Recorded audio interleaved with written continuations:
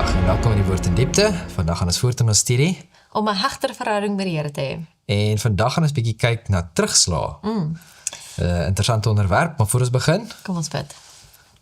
Hemelse Vader, ons sê dankie dat ons die voorreg het, dat maak nie saak wat die omstandighede is nie, dat ons altyd na U toe kan kom. Dat ons met U kan praat en 'n direkte kontak met U kan hê. Help ons om dit te onthou en wees met ons, dat ons die regte woorde sal spreek van U. En maak ons gedagtes en ons harte oop, dat ons dit kan ontvang. Amen. amen. So, as ons kyk na die woord terugslaa, wat kom heel eerste by jou op? Tree terug. Wat tree terug? Ander woorde, jy gaan nie vorentoe nie. Dis die eerste ding. En dan 'n slag. Ja, soos 'n slag is iets wat jou tref. Ja. Né? Okay, so. Ons titelteks vir vandag kom uit Romeine 5 vers 3 tot 5. En dit sê, en nie alleen dit nie, maar ons roem ook in die verdrukkinge, omdat ons weet dat die verdrukking lydsaamheid werk, en die lydsaamheid beproefdheid, en beproefdheid hoop. En die hoop beskaam nie, omdat die liefde van God in ons harte uitgestort is, deur die Heilige Gees wat aan ons gegee is. So is 'n klomp aspekte. kernwoorde wat uitstaan hierso. Wat is die heel eerste ding wat vir jou uitstaan? Ook in verdrukkinge, soos in ander woorde, Moeilike tye. ja, dat wat ook al ons Christelike wandel is, dit behoort nie net so te wees in goeie tye nie, maar selfs wanneer dit moeilik gaan. En dan die volgende ding wat vir my uitstaan is, omdat ons weet, daar's 'n rede hoekom ons voort kan gaan ten spyte van terugslaa. Ja, want ons weet dat daar is 'n doel met verdrukkinge. Nie dat die Here dit oor ons spreek nie dat hy dit veroorsaak nie, en ons kan later in die studie kan ons 'n bietjie daarna kyk, maar dit werk lydsaamheid. Dit bewerk volharding in dit. Aan die woorde, daar is 'n uithou vermoë, daar's 'n oefening wat ons het om te doen. En al verstaan ons nie die doel nie, is dit op die einde dan beproefdheid. Ek het nogal gehou van hoe, toe ek nou die direkte Afrikaans van die Grieks kry, sê dit eintlik karakter. Sure. So, dit vorm ons karakter. En as ons karakter gevorm is, kry ons hoop. En die En- hoop beskaam nie. Ja. So, dit is eintlik regtig pragtig. En ons kyk ook na Hebreërs 11, die definisie van geloof. Dit gee vir ons weer eens hoop, want dit is dinge wat ons nie kan sien nie. Hoop is nie gebaseer op vaste bewys nie. So hier is die ding. As jy nie iets kan sien nie, hoe weet jy dat dit bestaan?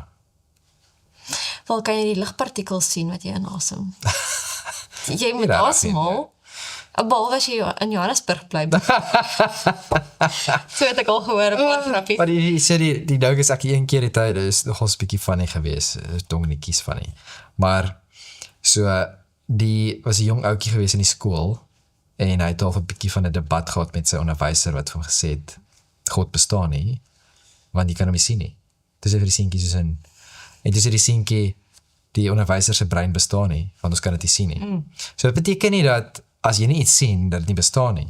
Toe jy swanger was, het ons nie die baba gesien nie. Maar ons weet dit is daar. Ons kan bewyse van dit sien, al sien ons nie dit. Ja, daar's skoppe en stampe. En ons kan breinwerking jy kan sien jy maag ons kan groei, word groot. Maar wat ek sê, daar is dinge. alle aspekte. Maar jy kan probeer wegredeneer en sê, ja, maar dit is nie regtig. Wat ek sê, maar daar is so baie dinge wat vir ons eintlik wys, maar al sien ons dit nie werklik nie. Ja. Is daar bewyse wat vir ons sê dat dit is eintlik wel daar. En dan die laaste deel van die vers sê, omdat die liefde van God in ons harte uitgestort is deur die Heilige Gees. So, die liefde van God is met ons, selfs in tye van swaar kry. En dit word Amen. deur die Heilige Gees, want hy is die trooster. So die volgende gedeelte, storms van die lewe. Markus 4. Dit gee eintlik nou die meeste detail oor hierdie gebeurtenis. Daar is dieselfde verhaal in Matteus en Lukas ook opgeskryf. Maar Markus 4, 35 tot 41 lees. En toe dit aand geword het op daardie dag, het hy vir hulle gesê, Laat ons oorvaar na die ander kant toe. So dit was Jesus se idee om te gaan. En hulle het die skare verlaat en hom, net soos hy was, saamgeneem in die skei. En daar was ook ander skytjies by hom. En 'n groot stormwind het opgekom en die golwe het in die skei geslaan, sodat dit al vol wou word. Maar hy was agter op die skei aan die slaap op die kussing. En hulle het hom wakker gemaak en vir hom gesê, Meester, gee u nie om dat ons vergaan nie. En hy het opgestaan en die wind bestraf en die see gesê, swyg, wees stil. En die wind het gaan lê. En daar het 'n groot stilte gekom. Toe sê hy vir hulle, waarom is julle so bang? Hoe het julle dan geen geloof nie? En 'n groot vrees het hulle oorweldig. En hulle het vir mekaar gesê, wie is hy tog, dat selfs die wind en die see hom gehoorsaam is? So vir my is klein stukkie konteks. Die disippels, 'n hele klompie van hulle, ken die see baie goed. Hulle was visserman. Ja. En sover ek verstaan is dit op die see van Galilea waar hulle eintlik meeste van hulle lewe spandeer het. So hier raak hulle bang. Hoe erg moes dit gewees het? Asof hulle nie 'n storm al tevore gehad het nie, né? Maar ja, hulle word bang en hulle maak hom wakker. Gee nie om nie. So kon hulle op hulle eie ervaring vertrou? Bro, hoeveel storms is hulle al tevore deur? Dit was Ons het nie al die, maar ons het nie al die informasie hierson nie, né? Maar wat dit sê hierso dat Jesus aan die slaap geraak en met die golf het gekom en hy het aan die slaap geraak. En toe gaan hulle om wakker te maak. Ons weet nie wat het tussen in daardie tyd gebeur nie. Wat het hulle al probeer doen? Ja. Uit hulle eie vermoë uit. Van die ander evangelies het so klein bietjie meer informasie op dit, maar my punt is maar maar net so hierdie storie vir my is een van my gunsteling stories in die Bybel vir die volgende rede. En dit is ons gaan nou deur hierdie hele studie nou gaan oor moeilike tye, dinge wat gebeur met ons ensovoorts. Maar as ons die groter prentjie kan sien, dan gaan dit altyd makliker wees. As jy wat ek sê. Maar is baie moeilik. Altyd die groot prentjie in gedagte hou. Ja, maar is baie moeilik om bietjie uit te zoom en bietjie na die groter prentjie te kyk wanneer jy in 'n situasie is wat baie moeilik is. Ek het nou die dag iemand met hulle gesels en hulle gaan deur 'n regtig moeilike tyd. En ek het gedink soos in die advies wat ek vir die persoon wou gee, besef ek net ek sou dit 10 keer nie self raak gesien het as ek in hulle skoene was nie. Ons moet eintlik net uit die boks uitklim, uit ons eie omstandighede en bietjie perspektief kry. Ja, nou die punt wat ek wil maak hierso is, op die einde vra hulle, 'n groot vrees het hulle oorweldig en hulle het vir mekaar gesê, wie is hy tog dat selfs die wind en die see hom gehoorsaam? Want Jesus het opgestaan en hy die wind bestraf en vir die see gesê, swyg en wees stil. En die wind het gaan lê en daar het stilte gekom. Nou ons sien in Johannes 1 wie Jesus is. Het sê niks is wat nie deur hom ontstaan het nie. Jesus is die skepper. Nou ons weet dit, maar dit is vir my so mooi dat selfs die materie wat hy gebruik het om te skep en hy niks uit geskep het, maar alles gehoorsaam hom. Verstaan jy, want God het 'n woord gespreek en dinge het begin ontstaan, né? En ons gaan eendag sal ons dit kan sien. Maar in die een dag het ek bietjie met hom Andre op berg gesels hieroor. Ons het seker vir 'n uur gepraat oor hierdie spesifiek hierdie waar Jesus 'n woord spreek en dinge ontstaan. Al hierdie atome en goed, dinge wat ons nie kan sien nie met die blote oog nie. Maar dit wat is en dit alles het staan uit niks uit en dan gebruik hy dit wat hy al reeds geskep het om nog verder te skep en te, jy wat ek sê, maar hy spreek en dit gehoorsaam. Ja.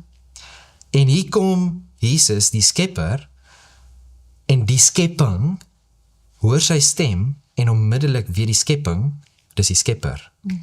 En het gehoorsaam. Die vraag is, doen ons dieselfde? Hoor ons die skepper se stem is ons gehoorsaam. En die hele punt wat ek na terug toe bring is, wanneer die disippels, hulle het nou deur die ervaring gegaan, as hulle nou terugkyk daarop, dan is dit soos, sjoe, dit was nie nodig gewees dat ons moes gevrees het nie. Dit was nie nodig gewees dat ons moes getwyfel het nie. Maar ons kan so maklik aangaan, nadat ons ervaring soos hierdie deurgegaan het, en het vergeet. En voortgaan.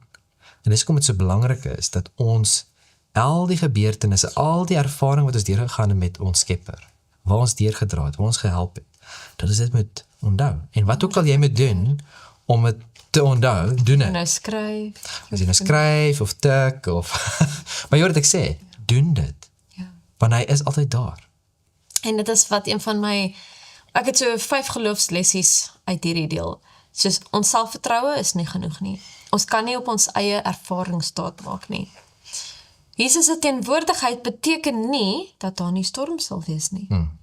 Okay. En vrees wys dikwels waar geloof nog moet groei. Sure. Die 4de ene is, as Jesus saam met ons is ons nie aan die storm oorgelewer nie. So baie keer, op die vorige punt wat jy nou gemaak het, baie keer vra ons hoekom. Hoekom laat die Here toe, dat ek deur hierdie situasie moet gaan, of dat hierdie met my moes gebeur het. Maar, omdat hy die groter prentjie kan raak sien, en weet wat ek nodig het om te groei, laat hy seker dinge toe, sodat my geloof kan sterker word, sodat ek, soos wat jy net genoem het, my karakter kan groei. En die 5de les, so die 4de ene was, as Jesus saam met ons is ons nie aan die storm oorgelewer nie. En die 5de ene is, die storm openbaar wie Jesus werklik is. En wie is hy? Die Skepper. So, daar's 'n gedeeltjie wat ek uit Koning van die Eeue wil lees, en dit sê, hoe dikwels beleef ons dieselfde ervaring as die disippels. Wanneer die storms van versoeking saampak, die ewige weerligstrale flits en die golwe oor ons breek, veg ons alleen teen die storm en vergeet dat daar een is wat kan help. Ons vertrou op ons eie krag totdat ons moed verloor en gereed is om te vergaan, dan dink ons aan Jesus. En as ons tot hom roep om ons te red, sal ons geroep nie te vergeefs wees nie. Alhoewel hy ons ongeloof en selfvertroue met droefheid bestraf, versuim hy nooit om die hulp wat ons so benodig te bied nie. Of dit nou op die land of die see is, as ons die Verlosser in ons hart het, hoef ons nie te vrees nie. 'n lewende geloof in die Verlosser sal die see van die lewe kalm maak en ons van die gevaar op die wyse wat hy weet die beste is, verlos. Dit eindig af op die wyse wat hy weet die beste is verlos. En baie keer verwag ons of wil ons hê dat dit op ons manier moet gebeur. Maar God weet wat die beste is en ons moet oorgee in sy hande. Ja. 2 Korintiërs 5 vers 7 sê, want ons wandel deur geloof en nie deur aanskouing nie. So, in die storms van die lewe moet ons probeer om nie eers self reg te kom nie, want dis wat ons gewoonlik doen. Ons gebruik ons kennis, ons ervaring, ons eie planne en krag, en dis nie te sê dat die Here nie deur die gawes wat hy vir ons gegee het van 'n brein moet gebruik nie. Dis nie waarop dit neerkom nie. Maar dit wys vir ons hoe afhanklik ons van Jesus moet wees. En dis nie oor hoe groot die storm is nie, maar wie saam met my is in die storm. So ja. Die volgende gedeelte, opskrif is gesond maak, of is gesond gemaak. En ons gaan 'n bietjie na 2 stories kyk, van mense wat desperaat was, en wat uitgereik het na Jesus in hulle donkerste oomblikke. En ons het gekyk, die storm wat losgebars het, See van Galilea, en wat Jesus gedoen het met mense wat paniekbevange was. Hulle het deur 'n moeilike tyd gegaan, as jy dit so kan stel. Hulle het die tyd gegaan wat hulle gedink, dis nou die einde. Weet, dis nou hulle dood. Ja. En, maar Jesus het dit, was deur dit. Hy was saam met hulle daar. Nou, die volgende gedeelte is nou gaan kyk, is die vrou. In Markus 5 vers 21 en 34. En dis letterlik net die volgende hoofstuk. Ek moet seker op om te sê, my gunsteling gedeeltes in die Bybel, né? Want ek gaan 'n bietjie van 'n probleem raak. Maar kom ons lees gou vinnig van vers 21 af, tot by 34, en dit sê, en toe Jesus weer in die skei oorgevaar het na die ander kant, het 'n groot menigte by hom vergader, en hy was by die see. En daar kom een van die owerstes van die sinagoge met die naam van Jairus. Ons dogtertjie se gunsteling storie. En toe hy hom sien, val hy aan sy voete neer, en smeek hom dringend en sê, my dogtertjie is op haar uiterste. Kom lê haar die hande op, sodat sy gesond kan word, en sy sal lewe. Het hy geloof gehad? Ja, Hy het geloof gehad. En hy, Jesus, het saam met hom gegaan. En 'n groot menigte het hom gevolg en hom verdring. Beteken hulle het hom letterlik saamgepak, né? En 'n sekere vrou wat 12 jaar lank bloedvloeiing gehad het, en veel onder baie geneeshede gelei, en al haar besittings uitgegee het, sonder om enige baat te vind, maar eerder erger geword het van Jesus gehoor, en onder die skare van agter gekom, en sy kleed aangeraak. Want sy het gesê, as ek maar sy klere kan aanraak, sal ek gesond word. En dadelik, nie later nie, dadelik, het die fontein van haar bloed opgedroog, en sy het aan haar liggaam bemerk, dat sy van haar kwaal genees was. En dadelik toe Jesus in homself die krag gewaar word, wat van hom uitgegaan het, draai hy hom onder die skare en sê, wie het my klere aangeraak? Nou, wat se vraag is dit? ja, ek bedoel, daar's 'n klomp mense om Jesus wat letterlik teen hom druk en pak. En sy disippels antwoord hom, u sien aan die skare u verdring, en u sê, wie het my aangeraak? Toe kyk hy rond om haar te sien wat het gedoen het. So hy het geweet.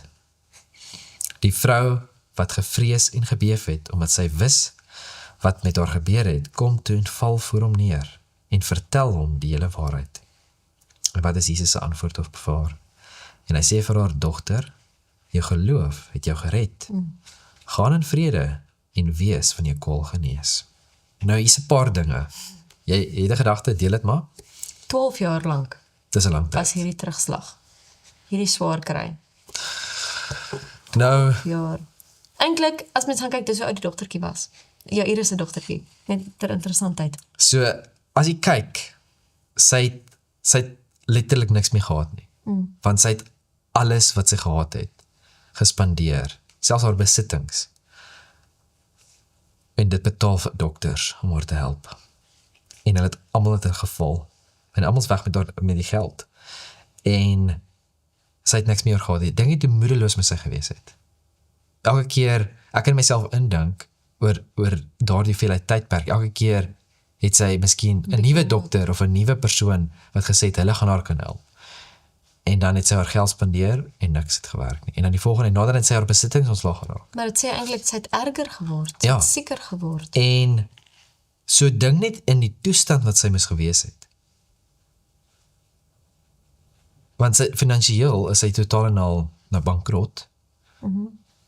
Maar, as ons gaan kyk in die Bybel, en gaan kyk na die wette, die seremoniele wette, wat hulle gehad het, en wat hulle gebruik het also, is spesifiek, dat as 'n vrou bloedsvloeiing het, is sy onrein. Wat beteken, sy kan nie naby ander mense kom nie, want dan is hulle ook onrein. So sy moes haar heeltemal weer, sy is amper soos 'n malaatse. Ja.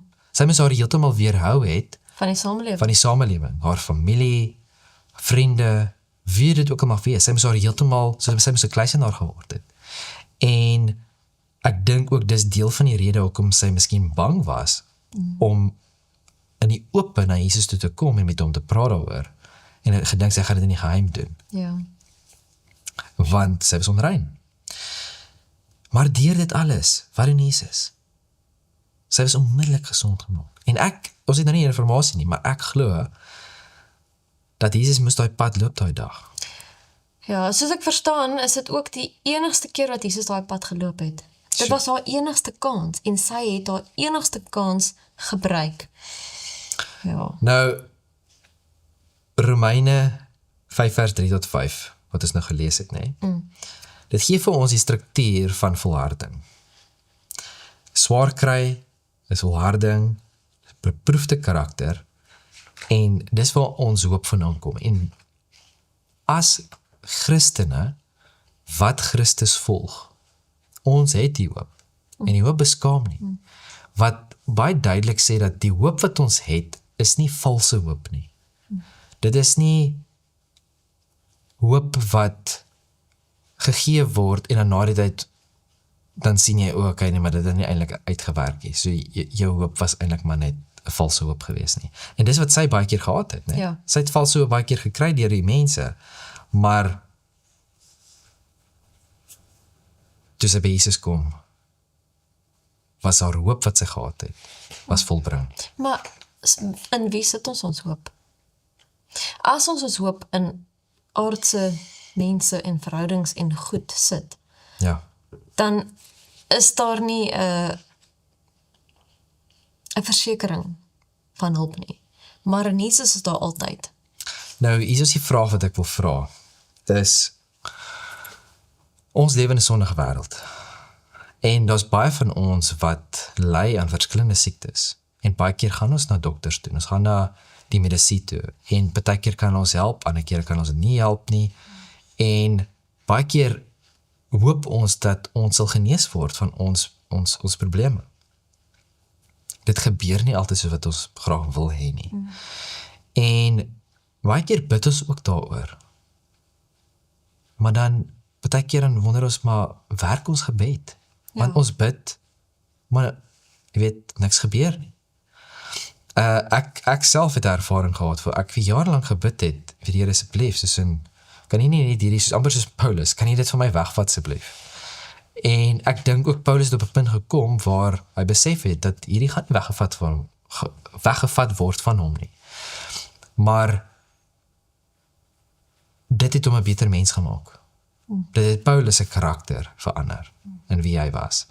So die vraag wat ons osself moet vra is, laat die Here sekere dinge toe, laat hy toe, of baie keer antwoord nie ons gebede soos wat ons graag wil hê nie, vir 'n baie spesifieke doel, wat ons miskien nie nou kan weet nie. En dit is waar daai geloof, Vertroue in wie Jesus is. dit is waar dit nou in praktyk moet uitkom. Want ons moet nou kan sien, dat daar is tye, wanneer dinge nie gaan uitwerk soos ons dit graag wil hê nie. Maar wat gaan my reaksie wees op dit? Jy hoor wat ek sê? En dit kom terug na die gedeelte wat jy net nou gelees het. En dit is vir my so mooi, waar dit sê, die lewende geloof van die verlosser sal die see van die lewe kalm maak en ons van die gevaar op die wyse wat hy weet die beste is verlos. So, ons sal verlos word. Ons weet nie presies hoe nie, ons weet presies wanneer nie, maar dit sal gebeur. En ek dink die groter prentjie, en ons gaan nou daarby uitkom, in die volgende gedeelte, so ek wil nie daar vooruit hardloop nie, maar wanneer ons sien dat die tyd waar ons nou leef, is eintlik alles tydelik. Ja. Dis die puntjie van die tou van die ewigheid. Die ewigheid lê nog voor. Hierdie is die tydelike tyd. Nee, dit is soos, ja, ons is nou hierso, en dit is die tyd waar ek my karakter, waar God aan my karakter moet werk, en wie ek is, en ook die werk wat ons moet doen, om daardie boodskap uit te dra aan almal. En dis die tydelike. So, ons as mense is baie keer geneig, dat ons hierdie tyd wat ons nou het, die tydelike, baie meer ernstig opneem, as dit wat na die tyd kom. En ons moet altyd dit in gedagte hou. In praat van swaar kry, dink ek, as daar een Bybelkarakter is wat tot ons gedagtes kom, is dit ou arme Job. En hy was eintlik nie arm nie, hy was baie ryk. Al sy rykdom het verdwyn, sy kinders, Tjoe. sy gesondheid en selfs sy vrou het teen hom gedraai. Interessant, sy sê, volhard jy nog in jou vroomheid, seën God en sterf. En nog 'n interessante punt, ek het nou weer na die Wat leer dit julle? Moenie altyd luister vir jou vrou nie. Okay. En hierso het ek so 'n bietjie gaan kyk, die Engels sê basies vervloek God en sterf. Dis harde woorde. As ons na die letterlike vertaling gaan, sê dit seën, maar dit is eintlik eufemisties gebruik. Ja. Dat dit 'n versaging is, want eintlik het sy bedoel, jy weet, vervloek het God en gaan dood. Ja. Sy was net soos op 'n punt, maar nou moet ons ook onthou, Job was getoets, maar sy vrou ook. Ja, Sy het dis ook haar kinders. ook hulle besittings, en hier is haar man nou ook in sieke toestand ewe skielik. Ons moet onthou, sy was ook getoets, maar sy is so goed gevaar soos die dog nie. Dan moet ons Wil jy daarbij- vir my sê dat die vrou was bietjie meer emosioneel geweest as Job? Kom ons hou daai vir 'n ander gesprek. Okay, so en dan moet ons ook nou net dink, né? Boonop al hierdie het sy vriende hom probeer troos. Maar op die beste manier nie, nee. Uit tog. Ons probeer baie keer vir mense troos aanbied wat hulle nie eintlik help nie. En Of wat hulle miskien nie nodig het op daai spesifieke tyd. ons moet meer verstandig en met die Here dat hy ons as instrument gebruik eerder as dat ons ons eie gedagtes. Maak So seker. jy sê dat wanneer jy iemand probeer help, moet jy doen met jou eie krag nie. Moet jy doen met jou eie insig en wysheid nie. Maar maak staat op die Heilige Gees wat vir jou op daai oomblik sal sê wat jy moet sê. Ja. En ek dink baie keer is ons luister ons nie na die stem nie. Baie keer is ons nie bewus van die stem wat vir ons sê bly eerder nou stil of sê eerder nou hierdie. Want baie keer is beter om stil te bly. Ja. En net te luister na die persoon. Ander keer moet jy iets sê. Maar ook hoe jy dit sê en wat jy sê. Kom ons volg die leiding. Hoekom glimlag jy so? Ek dink maar net so 'n paar ervarings waar ek mense het stil gebly. Maar nou ja, Ja, nee, sê maar niks nie. die boek Job wys vir ons dat ons altyd meer agter die lyding. Soos wat ons nou gesê het. God het 'n rede om iets toe te laat of nie. Ons verstaan dit nie altyd nie, maar wat ek hou van Job, die groot stryd konteks. God is nie die een wat hierdie moeilikheid veroorsaak nie. Dis Satan. Ja. Hy is die moeilikheidmaker, ons moet dit onthou. Hy is die aanklaer, hy is die vernietiger. God is nie die oorsprong van sonde nie, of pyn of lyding nie, van siekte of dood nie. Ons leef in 'n gebroke wêreld weens sonde. Die boom van die kennis van goed en kwaad, God wou nie hê dat ons die kwaad of die sonde moes ken nie. Sure. Hy wou dit van ons weerhou, maar hy moes vrye keuse gee want dit is liefde. Maar hy dus as jy wil nie hê jou kind moet van iets afval nie, maar jy waarsku hulle en sê moenie daar klim nie. Jy weet, in elk geval dis nou die belangrike balans. Elke terugslag moet ons nie sien of met elke terugslag moet ons nie kyk en dink okay, God straf my nou vir iets wat ek gaan doen het nie. Job se vriende het hierdie fout gemaak. En hulle het gedink dat Job ly weens iets wat hy verkeerd gedoen het. En dis nie te sê dat daar nie gevolge van 'n verkeerde lewe of verkeerde keuses kan wees nie, maar ons kan nie elke liewe ding sien. Ons moet met nederigheid ondersoek doen, selfondersoek, maar nie noodwendig sal veroordeling ingaan as daar nie 'n rede is nie. So, dit is nie altyd so eenvoudig nie en die baie groot keer stryd konteks gee vir ons weer eens net waar is die oorsprong. Baie keer gebruik die vyand daardie selfveroordeling. Waar hy jou so sleg as moontlik wil laat voel, want die vyand weet dat wanneer hy ons emosies kan manipuleer, dat ons nie meer reguit kan dink nie. Want ons emosies maak dat ons nie reguit kan dink nie. Ja. So nee, en wanneer ons nie by ons volle bewustheid kan ordentlik kognitief keuses en besluite maak nie, dan kan hy speel met ons. Ja. En hy kan doen wat hy graag wil doen. En dit is hoekom dit so belangrik is om dit vat nie weg dat ons nie emosies het nie. Ja. Dit vat nie weg dat ons nie kan, dat ons voel, dat ons deur dinge gaan en kan voel nie. Maar ons kan nie nou bly nie. En dis wat ons vir ons kinders ook leer, is dat ja, jy kry emosies. Ja, jy voel miskien kwaad, of jy voel ongelukkig of frustreerd en so voort. Ons het daardie emosies. Maar ons laat nie toe dat dit ons beïnvloed of ons moet leer om ten spyte daarvan op 'n goeie manier te Dit reageer. beteken nie jy moet nou dit onderdruk en inhou en wat, dis nie waarvan ons praat nie. Dis soos miskien baie keer moet jy uitdink gee, maar op 'n spesifieke manier, en baie keer moet jy net gaan kalmeer, vat jou tyd, kalmeer, word rustig, en dan weet nou kan ons, kom ons dink gou 'n bietjie logies hieroor, wat gaan aan. So, maar ons moet nie in daai toestand van emosie bly nie. En ek dink dis baie keer, ek dink dis miskien wat gebeur met Job se vrou, is dat sy het, net soos wat jy sê, sy het deur al hierdie hel gegaan, net soos wat hy deur dit gegaan het, En ek dink dit het haar so hard getref, dat sy op haar punt gekom het en net sy kon dit nie meer vat nie. En ek dink dat, ook miskien wat haar frustreerd het, is dat Job net Dit al net al Ja, aanvaar dit het, want is- hy het uitgesê, ja. ek het naak uit my skoot van my moeder gekom, naak sal ek maar terug gaan. Ja, soos ek dink, hy was miskien bietjie Net soos- meer te rustig of te kalm vir haar, en sy kon dit nie, dit was nou net 'n bietjie te veel vir haar. So, Maar, ons moet nou ook sien, Job het vrae gehad. natuurlijk. Dis nie verkeerd om Ja. praat te hê nie. Hy het diep gelei, maar hy het nog steeds vasgehou aan God. Ons sien 19 vers 25 van Job sê, maar ek weet, my verlosser leef. En 13 vers 15 sê dat, kyk al wil hy my ombring, ek hoop op hom. En 23 vers 10, want hy weet hoe my wandel is, as hy my toets sal ek soos goud tevoorskyn kom. En ek dink dit Sure. is eintlik waarop het neerkom, Ja. ons hoofteks. Daai karakter wat gevorm word. Ons lewe in 'n sondige wêreld, as alles net hankie-dorie gegaan het, sou ons karakters nie daai skawing gekry het wat ons so erg nodig het nie. En hierso wys Job, God weet hoe my wandel is. Ons los dit in sy hande. Maar as hy my toets, sal ek soos goud tevoorskyn kom. So dit is die kern van Job se houding. En kom ons lees gou net die hoofteks weer, Romeine 5. En nie alleen dit nie, maar ons roem ook in die verdrukkinge, omdat ons weet dat die verdrukking lydsaamheid werk. En die lydsaamheid beproefdheid, daai karakter. En die beproefdheid hoop. En die hoop beskaam nie.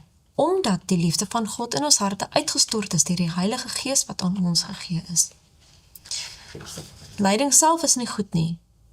Maar dit sê vir ons dat selfs deur verdrukking God is met ons. Amen. Ons kan daardie hoop hê, wat nie beskaam nie. Nou, een ding wat vir my uitstaan uit die storie van Job, is, Job het al reeds 'n verhouding gehad met God. Want God se woorde is, aan Satan, is, het jy my diensknegt Job gesien? Verstaan, so, is amper asof, ek wil nie sê, dat God half soos gebrek het met, maar jy hoor ek sê soos in, dit is my diensknegt. Hy was trots op sy diensknegt, Job. En wat is Satans antwoord? Satans antwoord is, ja, maar hy doen dit want so en so en so. Want soos in sy reaksie is, hy is 'n goeie diensknegt want so en so en so. So dit is nie as gevolg van dat hy regtig opreg is, of dat hy werklik 'n verhouding met U wil hê nie. Hy wil maar net Hy die doen dit maar seëninge net want U seën hom. So die seëninge is toe weggevat. En Job is nog steeds getrou. Ja, hy het vra, ja, hy het, verstaan jy, soos in, dit is 'n moeilikheid wat hy deurgegaan het, maar Job was nie ontrou nie. Hy was nog steeds getrou gewees aan sy Skepper. Maar hy het vrae gehad. En dis wat vir my so baie mooi is uit die boek Job uit. So ons het nie tyd om nou deur alles te gaan nie. Maar as dit te vinnig hoor sy kyk, ja. Is Job het hierdie verhaal. Sy vriende het gekom en hulle het baie dinge gesê gehad. En sy vrou is in nie 'n goeie plek nie. So jy kan net self dink dat Job se aardse en ek wil amper sê menslike steen wat hy gehad het, is daarmee heen. En die enigste wat hy nou het, is God. True. So hy word totaal en al getoets. Want as jy vat daar byvoorbeeld, as jy deur 'n moeilikheid gaan, ek is saam met jou. En as ek deur 'n moeilikheid, ons is saam en ons kan saam. Maar as sê een van ons, die ander een net so sin, hoorie man, Letterlik teendraai. Ja. Dit is nie net van nie meer daar nie, maar dat eintlik it adds to the pain. en byvoorbeeld op 'n punt kom waar soos ek kan nie met jou praat meer oor hierdie tipe goed nie, want jy verstaan nie. So sy aardse steen is heeltemal daarmee is weg. So hy het al hierdie vrae en dit is moeilik. Dit gaan hier geweldige helse tyd, né? God sê vir hom, wie is hy? So God toon aan Job wie God is. God sê vir hom hoe die aarde tot stand gekom het. God vergeef hom details en dis hoekom Job is amazing. As jy dit lees, dit is amazing. So sien, wanneer ons deur moeilike tyd gaan, kan ons vaskyk in ons moeilike tyd, en my emosies, en my omstandighede, en ek kan die groter punt mis. Ek kan mis waar God my karakter aan werk, en waar ek 'n beter mens uit die situasie uit kan word. Maar nog meer is dit, ek kan die punt mis waar God homself aan my toon, en waar ek hom beter kan leer ken. Deur die storm, soos met die disippels, Jesus het vir hulle gewys wie hy is in die tyd van storm. So, laat ons altyd dit in gedagte hou, dat as dinge gebeur, baie keer vra ons hoekom, baie keer is ons die self veroorsaak, baie keer gebeur dinge as gevolg van sonde, baie keer is dit van ander mense se dinge wat hulle doen, baie keer, dit is maar dit wat dit is, omdat ons op 'n sondige wêreld is. Dit maak nie saak eintlik wat die oorsaak Wat ook al die oorsaak is, kom ons probeer uit daardie uitkom as 'n beter persoon, waar ons karakters aan gewerk is, en soos wat hy sê, né? Beproef te, waar is daai gedeelte waar Job sê, sal ek soos goud tevoorskyn kom, waar dat daar gelouter kan word, en al daardie vuil gedeeltes uitgewas kan word. So, die volgende gedeelte gaan ons 'n bietjie terug hier verder in die toekoms in van Job af, né? Weer by die disippels. Ons is nou weer by die disippels, en ons is nou by 'n gedeelte waar dis nou na Jesus se dood, Dit was 'n sy verskriklike opstanding. terugslag. So ja, hulle is deur 'n baie moeilike tyd, né? Hulle weet nie dat hy opgestaan is. Al die mense wat hom gevolg het, was baie, dis ons baie keer dinge van die disippels en die disippels, né? Nee, Maar daar is soveel baie meer mense wat nie regtig genoem word nie, maar wat ook deur hierdie tyd is, soos die Messias is dood. Ja. Daar staan nie. En so ons gaan 'n bietjie kyk na die Emmausgangers en die twee mans wat gestap het op die pad van Emmaus. En hulle was besig om te praat oor baie spesifieke dinge. En Jesus sluit by hulle aan.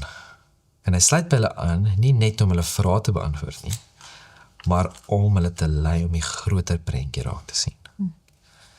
En ons het nou gekyk na Job, ons het gekyk die moeilike tyd wat hy gegaan het, en soos wat ek genoem het, hy het op die ou einde die groter prentjie raak gesien, wie God werklik is. Wat is dit eintlik wat besig is om te gebeur?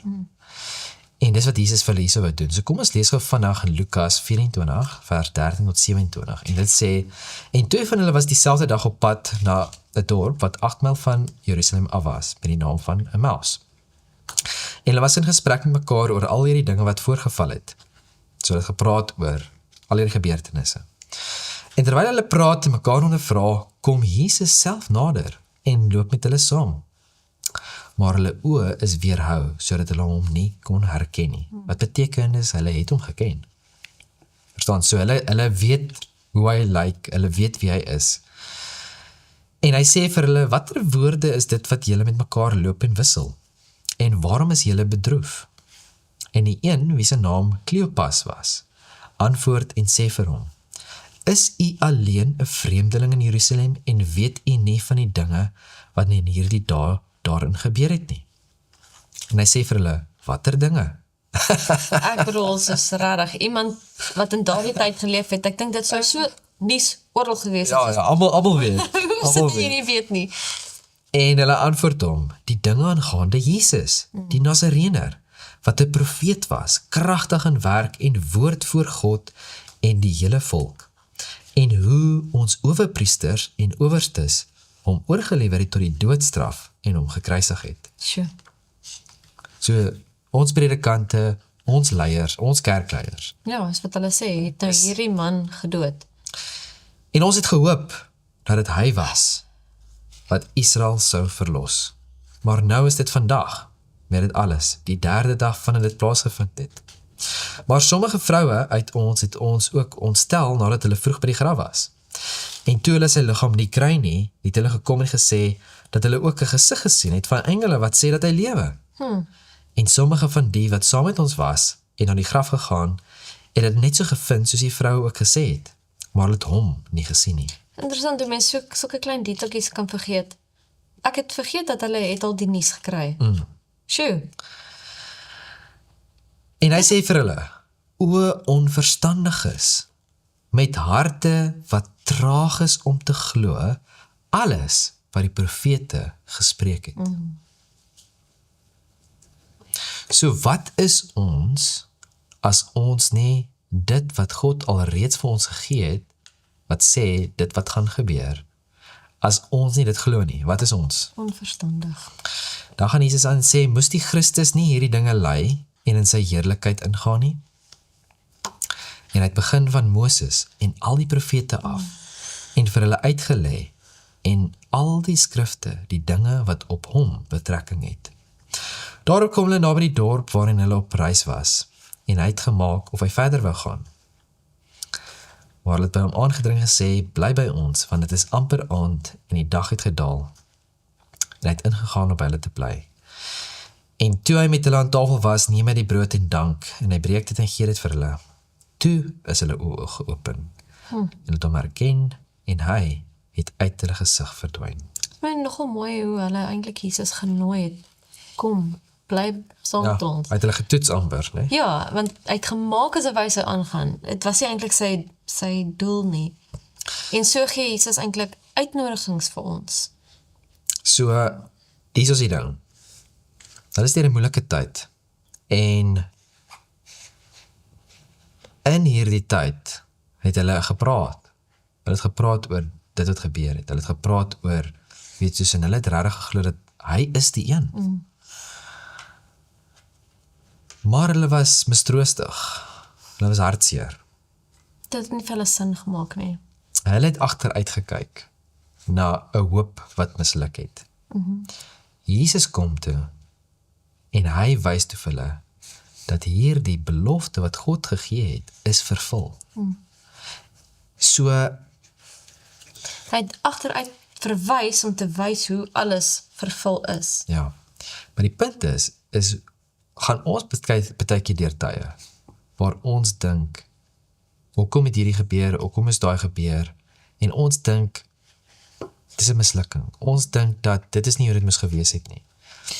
En ons gaan nou kom by Romeine 8 vers 28, maar die punt is dat God is in beheer. En Jesus wys vir hulle, die belofte is vervul. Ons het nou gepraat van die hoop, né? En vers 21 sê hulle dat hulle het gehoop, ons het gehoop dat hy die een was, wat Israel sou verlos. Maar nou is dit vandag, met dit alles die 3de dag wat dit plaasgevind het. En Jesus sê vir hulle, kan julle het gehoop, maar moes die Christus nie hierdie dinge ly en in sy heerlikheid ingaan nie? So hulle dink, okay, maar, en Jesus wys vir hulle, maar julle het die punt gemis, want die Messias moes deur hierdie gaan. Die Messias moes sterf. Dit is deel van die verlossingsplan. En daardie informasie was vir hulle gegee gewees. En dit is hierdie wat Jesus nou vir hulle wys hierso. Jesus loop hierso en hy wys vir hulle, hy gee vir hulle al hierdie informasie. Hulle is ontmoedig en verward, maar Jesus kom en hy gee vir hulle helderheid deur die woord van God. Hy gebruik die Bybel om vir hulle dit duidelik te maak. So hy kom niet vertel net vir hulle nie. Nee. So Jesus kom met 'n draai. Partykeer is dit goed om met 'n draai te kom. En nie net direk te kom nie. Want die hele punt is dat hy wou gehad het, hulle moes vir hulle self dit ontdek. Ja. Right? Hy kon vir hulle dadelik gewys het wie hy was. Maar hy wou gehad het, hulle moes dit self ontdek. En die prentjie wat ek daaruit kry is, baie keer bid ons vra vir die antwoord nou. Ons soek dit nou dadelik nou. Kry ons dit altyd dadelik nou? Nie noodwendig. Partykeer, maar nie altyd nie. Nee. En ons moet tevrede wees daarmee. Ons moet nog steeds God vertrou deur dit. Want op die regte tyd gaan ons daarby uitkom. En ons moet dit nog steeds in gedagte hou. Baie keer bid ons vir dinge en dan loop ons by die deur uit en ons vergeet waarvan ons gebid het. Wat amper half die prentjie vir God, dis nie ernstig genoeg vir my. Ja, ja. So kom ons hou dit heeltyd voor oë. As ons 'n antwoord soek, as ons iets spesifieks voor bid, kom ons hou dit die hele tyd voor ons oë. Skryf dit neer, praat daaroor. Oordink dit, bepeins dit, reflekteer daarop. En net miskien gaan jy vinniger by die antwoord uitkom. Want ek As dink wat jy ook, net- as 'n mens soek dit dit net tot 'n los. antwoord. Ek dink aan daai voorbeeld wat jy laas gegee het waar jy het gebid vir iets spesifiek. En die antwoord was eintlik op jou tafel op die bladsy Maande, seker vir 6 maande. as jy maar net daarvoor gesoek het. Ja. En partykeer wil die Here hê ons moet ook proaktief wees om 'n antwoord te kry. Nou Romeine 8 vers 28. Ons almal ken Romeine 8 vers 28. Kom ons lees dit gou vinnig. En dit sê: En ons weet, so ons weet dit, né? Dat vir hulle wat God liefhet, alles ten goeie meewerk. Vir hulle wat na sy voorneme geroep is. So ons weet dit. Help dit om net dit te weet? Ons moet dit glo. Ja. Kopkennis is nie geloof nie. Nou, hierdie vers kan baie keer gebruik word, of miskien misbruik word, as 'n goedkoop troos. Dat, ag, moenie worry nie, man. Alles gaan alright wees, alles sal uitwerk soos wat dit amper moet wees. soos 'n happy-go-lucky slogan wat ons gebruik. Nou, en dit is nie die punt nie. Dis nie die punt van hierdie teksversie. Die punt van hierdie teksversie is om te wys dat God is in beheer. Hy weet die beste. En daardie ten goeie meewerk is miskien nie volgens my wil nie, maar volgens sy wil. En volgens die groter prentjie wat ons nie sien, want baie keer God mors nie ons pyn nie. Ja. Hy kan dit gebruik nie net vir onsself nie, maar om iemand anders te bereik ook. En ek dink soos wat ons tevore ook al gesels het, ons is baie keer geneig om net so selfgefokus te wees en ek sê nie dat soos wat ons al hoeveel keer gesê het, emosies is deel van die pakket van mens wees. Dis nie verkeerd om dit te voel of om ja, maar hoe ons dit hanteer en om te weet daar is 'n groter doel daarmee as wat net ek self. Dan is daar daardie hoop, is daar daardie vrede, is daar daardie ek wil amper sê ons hoef nie moesmoedig daaroor te word nie, want ons weet daar is 'n doel daarmee, al verstaan ons dit nie altyd nie. Ja. En ek wil vanaf Filippense 4 vers 11 tot 13 lees. Nie dat ek dit uit gebrek sê nie, want ek het geleer om vergenoeg te wees met die omstandighede waarin ek is. Ek weet om verneder te word en ek weet ook om oorvloed te hê in elke opsig en in alle dinge is ek onderrig. Om versadig te word sowel as om honger te ly, om oorvloed te hê sowel as om gebrek te ly. Ek is tot alles in staat deur Christus wat my krag gee. En baie keer lees ons vers 13. En ons ding is, ek is tot alles in staat deur Christus my krag gee, maar die teksverse voor dit sê die rede hoekom hy hierdie sê. Hy sê ek is tot alles in staat wat Christus my krag gee, want ek is deur al hierdie dinge. Ek het al twee kante, ek het al honger gely, ek het oorvloed gehad. In elke En omstandighede. deur al hierdie omstandighede, ek is nog steeds hier. Verstaan jy? En dis baie keer, dis asof ons baie keer vaskyk in ons omstandighede, en dit het met ons gebeur, en ons dink, dit is dit. So deel van dit is ook dan tevrede wees met wat ons het. Dit is nie net altyd in oorvloed of in min nie, maar dit is ook iets wat ons moet leer, maak nie saak wat die omstandighede is nie. Ons is nie net sommer, dit kom van nature nie. Ja, en nie soos, ek het letterlik in die week het ek hieroor gedink, maar ek het na 'n ding geluister, wat, soos 'n podcast tipe van 'n ding, waar hulle gepraat het, spesifiek oor hierdie onderwerp, wat interessant is, en dis heeltemal nie beplan gewees dat ek dit geluister het nie. En die een persoon glo nie in God nie, die ander persoon is 'n Christen, en hulle gepraat spesifiek oor, maar hoekom laat God dan sekere dinge toe, hoekom is daar sekere mense wat siektes het, en daar's babas wat siek gebore word, hoe laat God dit toe? En dis my baie hartseer wanneer mense daaroor praat, en daai tipe prentjie het van God. Want hulle dink dat God doen hierdie dinge. Maar ons weet dat dit is nie God wat dit doen nie, dit is sonde. Dis die uitwerking van sonde. Dis hoekom sonde so lelik is. Dis hoekom dis gruwelik. Want daai is die uitwerking van sonde. En so die vraag wat baie keer wat mense het, en ek weet ons is besig om met die tyd uit te hardloop. Ek dink hier is 'n belangrike punt. is dat ons moeilike tye wat ons deurgaan, is op 'n manier relatief. En ek weet dit klink nou, dit is miskien nou, daar is miskien iemand wat luister na hierdie en dan sê, maar jy weet nie waar ek gaan nie. En ek weet nie. Maar die rede kom ek het noem, nee, en hoor my net gou 'n bietjie uit, is dat iemand kan in 'n karongeluk wees, sy been verloor, en hy was atleet. Dit was sy lewe. En vir hom is dit alles. En hy dink sy lewe is totaal vernietig.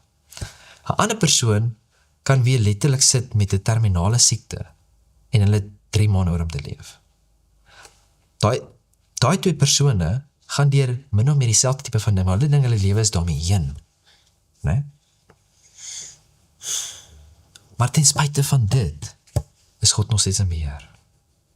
En wanneer jy deur daardie tye gaan, wanneer jy deur daai moeilike tye gaan, my gedagte, hoekom ek sê, dit is op 'n manier relatief as jy dit so kan stel, is dat daai is tydelik.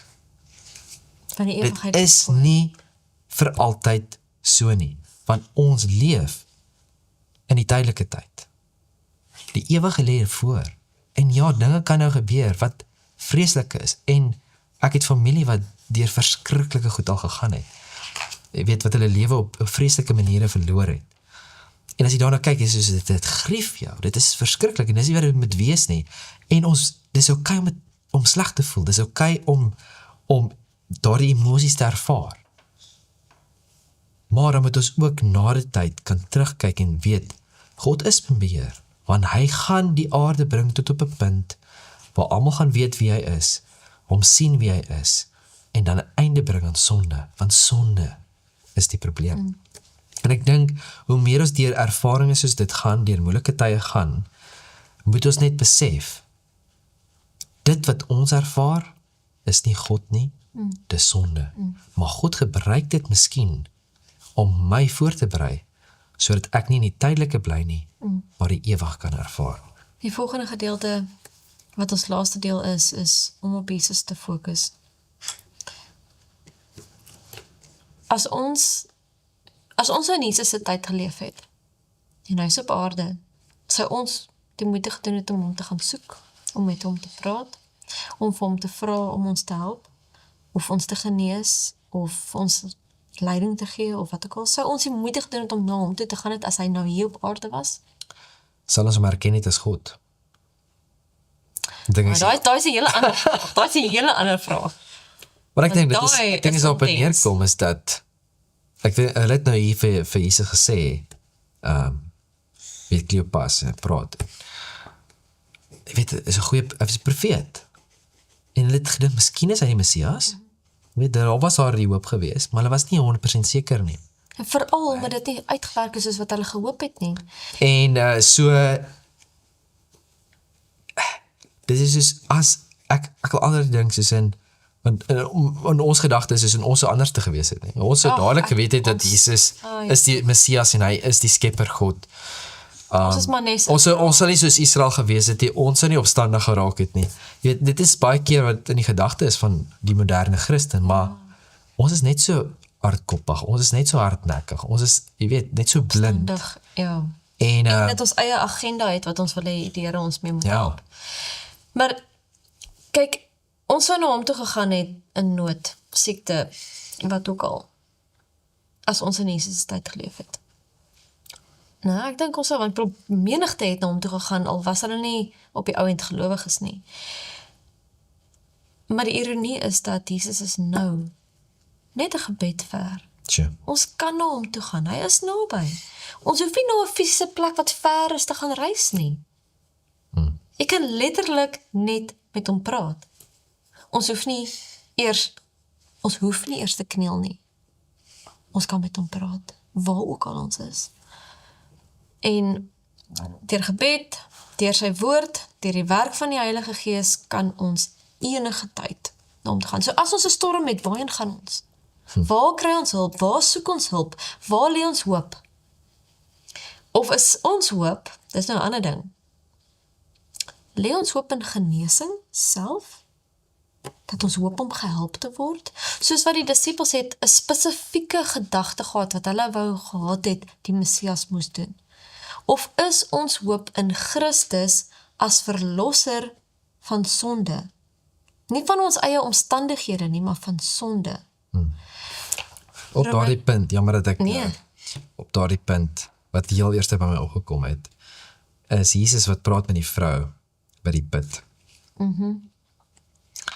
En hy sê vir hulle, Jesus sê vir haar, vrou, glo my, daar kom 'n uur wanneer julle nie op hierdie berg en ook nie in Jerusalem die Vader sal aanbid nie. Julle aanbid wat julle nie weet nie. Ons aanbid wat ons weet, want die saligheid is uit die Jode. Maar daar kom 'n uur, en dit is nou, wanneer die ware aanbidders die Vader in gees en waarheid sal aanbid. Want die Vader soek ook mense wat hom so aanbid. God is gees, en die wat hom aanbid, moet in gees en waarheid aanbid. En Jesus sê vir haar, dat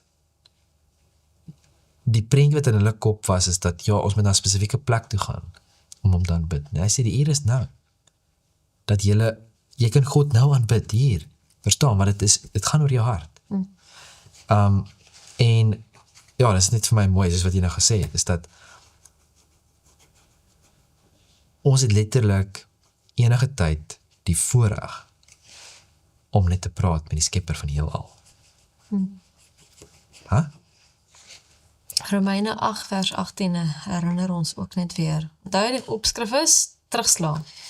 Want ek reken dat die lyding van die teenwoordige tyd, wat jy nog heeltyd van praat, nie opgeweeg teen die heerlikheid wat aan ons geopenbaar sal word nie.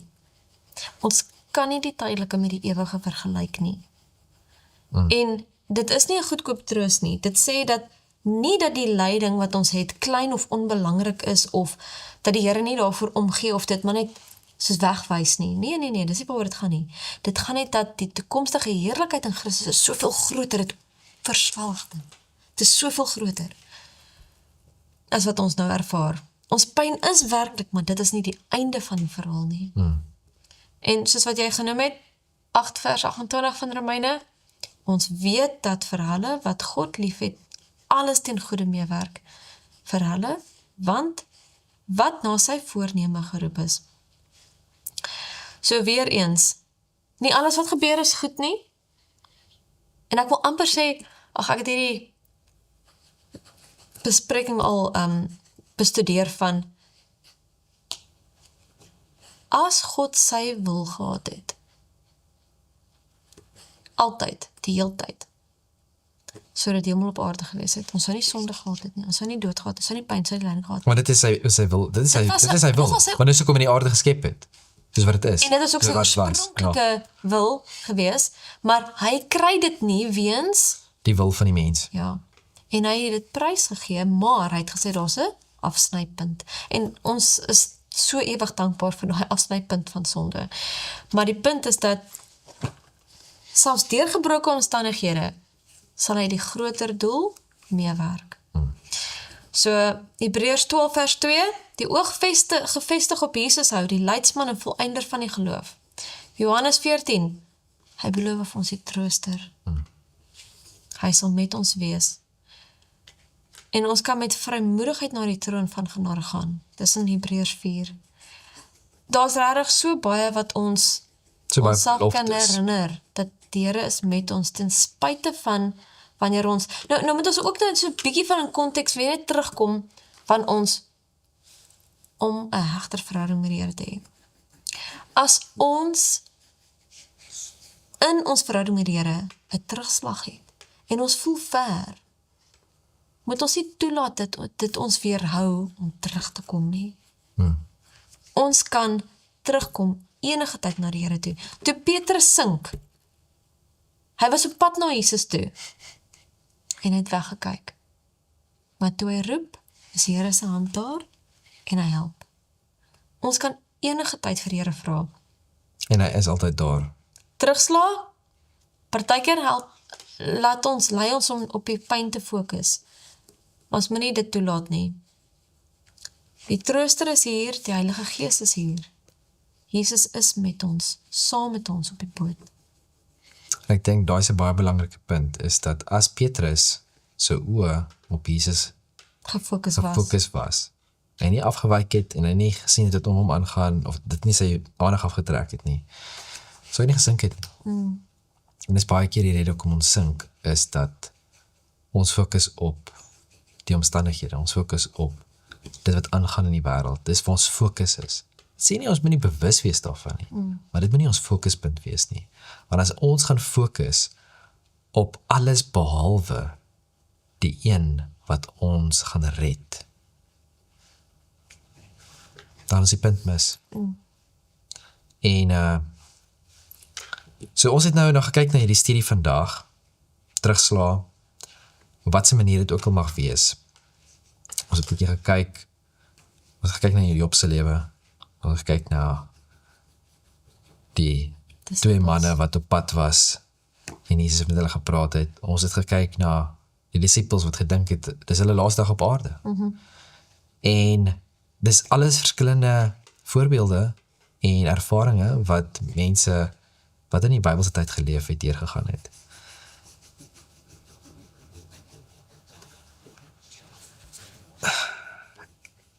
Ons kan baie keer maklik dit lees en sê, ja nee, dit is so.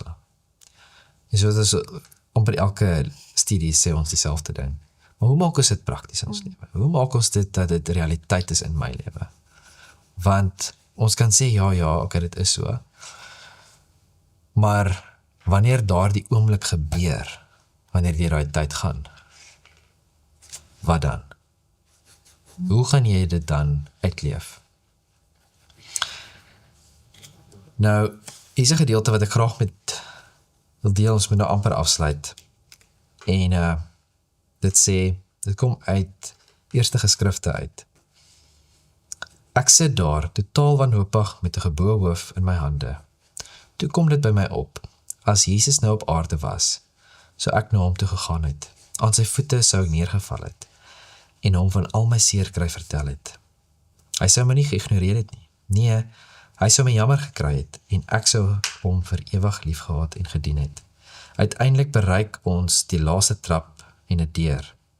Hier sê die gids my aan om alles wat ek saam met my gebring het, net daar te laat. Met groot blymoedigheid sit ek dit neer. Toe maak hy die deur oop en sê dat ek kan ingaan. In 'n oogwink staan ek voor Jesus. Dit is ongetwyfeld hy. Want niemand anders het so 'n ongelooflike mooi gelaat nie. Niemand anders straal so van die welwillendheid en majesteit soos hy nie. Sy deurtastende oë is te veel vir my. Tog glimlag hy en trek my nader. Met sy hand op my kop sê hy, moenie bang wees nie. Sy soete stem weer klink in my binneste en vul my met 'n ongekende blydskap. Hierdie droom gee my hoop en versterk my geloof. Die pragt en eenvoud van op die Here vertrou, die het in my duister gemoed begin posvat. En ek dink dis die punt wat jy ook nou gemaak het, is dat ons gaan almal deur moeilike tye, maar ons moet ons oë gefokus hou op Jesus. Ek dink ek het dit al gedeel op my oupa se deur, wat daar altyd 'n plakkaat papier wat geplak was van die gedig wat praat van die voetstappe in die sand. En ons kan terugkyk, dan kan ons vra, soos, hoekom? Maar Christus was daar. Hy het ons gedra. Hy het ons gehelp. En as ons net kan onthou en besef hoe belangrik is om te onthou hoe ons gelei was in die verlede, hoe ons gehelp was in die verlede. Want hoeveel tye, soos wat die Emmausgangers, soos hulle het nie geweet nie, dat dit Jesus was nie. Jesus, die skepper van die heelal, het met hulle gewandel en wil die Bybel verduidelik. Wat 'n voorreg. Nee, hulle het dit besef nie, maar na die tyd het hulle dit besef. Ja, ons moet terugkyk en Ons moet terugkyk en besef dat hoeveel kere was Jesus nie daar nie, hoeveel kere was sy genade nie daar vir ons nie, hoeveel keer het die Heilige Gees nie ingegryp nie, hoeveel keer, my pa het al 'n storie vertel van, waar hy dink soos dit was 'n engel gewees, nee, en hoeveel keer is daar die gebeurtenis soos dit en ons vergeet het. Kom ons skryf dit neer, kom ons vertel dit oor en maak seker dat dit vasgelê word, dat ons weet, dat maak nie saak teen wat se tye dinge gebeur, die dinge wat ons deurgaan op hierdie aarde nie. Dit is tydelik. Ja, dit is moeilik, maar as ons na die groter prentjie kyk en weet dat hierdie persoon wat sy lewe vir my gegee het, wat deur soveel meer hel is, wat deur enigiemand op hierdie aarde kan deurgaan. Hy is die ergste wat niemand nog, hy is die een wat met my is. En as ons hierdie goedjies getrou neerskryf, wel, is dit nou soos in 'n houer, klein papiertjies, as jy onthou om ietsiekie, of dit nou 'n joernaal is, of notetjies in jou Bybel, en jy voel mismoedig, en jy lees weer dit, gaan dit ons moed gee, om te onthou, en dis iets prakties wat ons dalk kan doen, dat wanneer dinge weer sleg gaan, kan ons 'n plan hê, om jouself te help terugkyk en te onthou, die goedjies waar die Here was. Ons het niks om te vrees, behalwe as ons vergeet, hoe die Here ons in die verlede gelei het. Romeine 8:28, die sleutelwoord, wat vir my uitstaan, is weet. Ons weet. Dit is nie voel nie. Dit is nie ons hoop, maar dit is so nie. Ons weet. Dat alles meewerk. Dit is wat God doen. Dit is 'n sekerheid, wat nie gebaseer is op ons omstandighede nie, maar gebaseer is op wie God is. Want God is getrou. In Hebreërs 12 gee vir ons die opdrag, laat ons oë op Jesus gefestig wees, die leidsman en volëinder van ons geloof. Dit is waar ons fokus moet wees. Here, dankie vir hierdie voorreg, dat U ons nie alleen gelaat het nie, dat ons die woord het, wat vir ons duidelik maak wie U is. Help asseblief dat deur ons omstandighede, deur moeilike tye, waar dit ook al mag wees, Here, dat ons U hand nooit sal los nie. Here, dat ons altyd ons oë gerig sal hou op U, want U is daar om ons te red. U is die een wat deur hel gegaan het, sodat ons die ewige lewe kan hê. Ek bid asseblief dat ons hierdie wonderlike nuus, hierdie wonderlike boodskap sal deel met ander, sodat hulle ook 'n verhouding met die Skepper van die heelal kan hê. Dis my gebed in U naam. Amen.